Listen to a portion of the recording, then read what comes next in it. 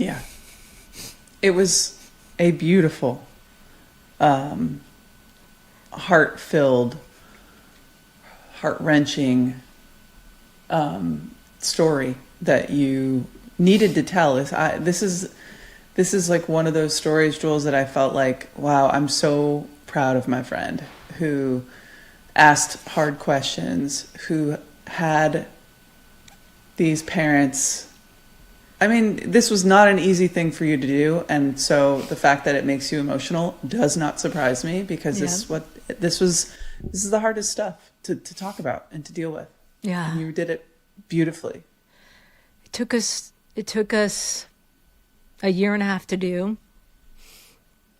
And as you can tell, I will only say it was the hardest story by a mile that I've ever done in my 25 years of telling stories and doing television.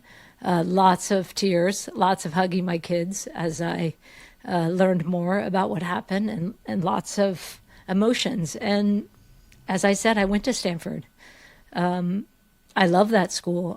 I love so much about it, as did Katie, as did her family. And so I'll tell you though, Abs, I've never been so impressed by the strength and love and compassion of Steve and Gina Meyer. They could have easily, very easily, crawled into a corner and just had tears and grief and sorrow. And instead, they said over and over again, Katie wouldn't want that.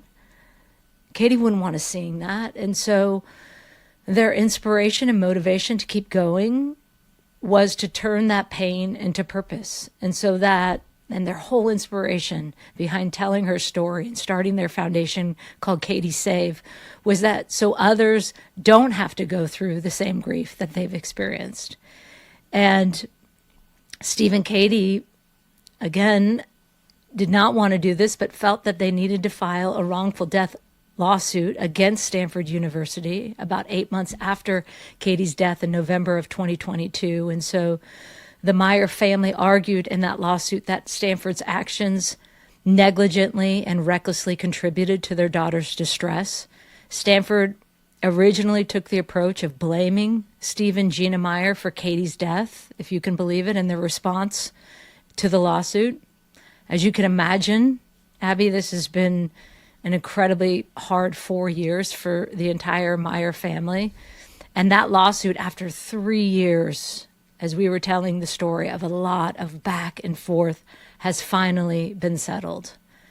And thankfully, just over a month ago, the news broke at the end of January of 2026 that finally Stanford, still without acknowledging any liability, is noticeably changing how their disciplinary procedures function, how they talk about Katie Meyer and her incredible legacy, and how they talk about her family.